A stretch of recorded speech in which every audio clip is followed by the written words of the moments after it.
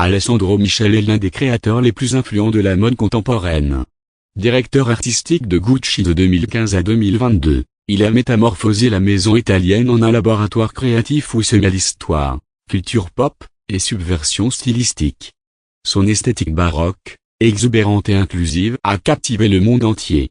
Mais qui est vraiment cet homme au style inimitable et à la vision radicale?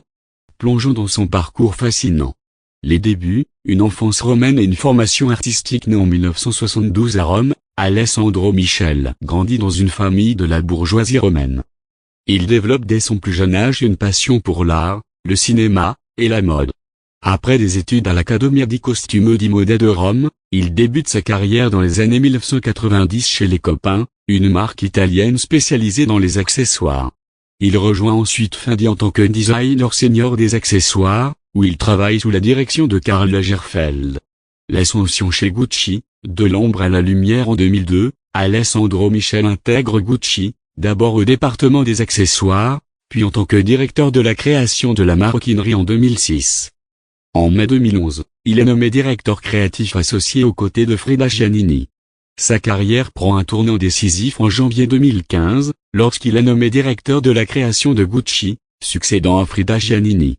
Sa première collection, présentée en février 2015, marque un changement radical de direction pour la maison. La révolution Michele, une esthétique unique sous sa direction, Gucci se transforme en un laboratoire créatif où se mêlent influences vintage, références historiques, et subversion stylistique. Michele introduit une esthétique baroque et maximaliste, mêlant motifs floraux, imprimés animaliers, et broderies luxueuses. Il brûle les frontières entre les genres, mettant en avant une mode inclusive et non binaire. Ses défilés deviennent des événements artistiques, mêlant performance, musique, et scénographie. Les collaborations et l'impact culturel. Alessandro Michele ne se contente pas de redéfinir Gucci. Il transforme également la manière dont la mode interagit avec la culture populaire. Il collabore avec des artistes, des musiciens, et des célébrités, créant des collections qui résonnent au-delà des podiums.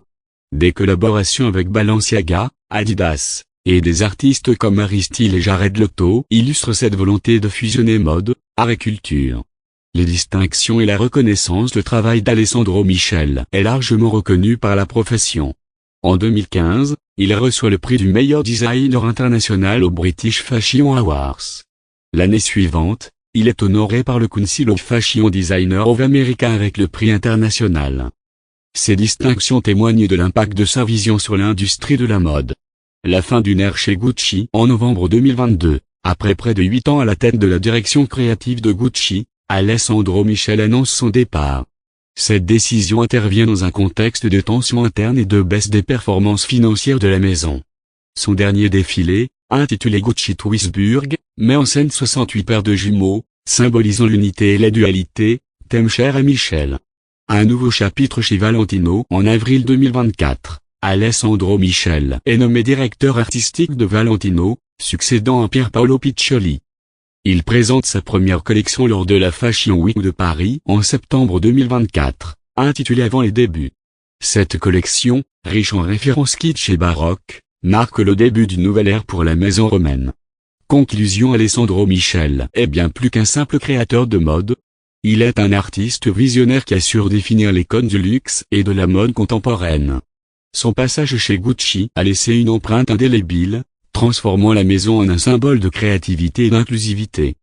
Aujourd'hui, chez Valentino, il continue d'explorer de nouvelles frontières artistiques, prouvant que la mode est un terrain d'expérimentation sans fin.